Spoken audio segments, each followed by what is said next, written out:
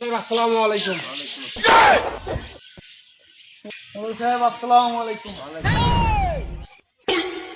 মোড়ল সাহেব, 15 দিন পর যে আমাদেরকে ডাকলেন, তা কি করলেন? মোড়ল সাহেব 15 দিন পর যে ডাকলেন, কি করলেন এখন বলেন। মোড়ল সাহেব, জমিটা যেমন করি হোক আমাদেরকে নিতে হবে। তোরা দুইজনে শোনো, মুই তোমাকে এই কারণে যে ডাকা শুন, তোরা দুইজনকার কায়ম আজ থেকে জমি আবাদ করবে পাওয়ার না। কেন মোড়ল সাহেব? এটা কেমন কথা?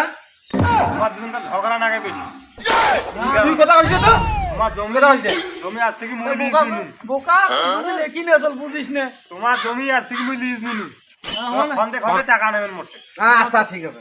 আচ্ছা বলে ঠিক আছে মোড়ল সাহেব যা হয় ভালো করেন।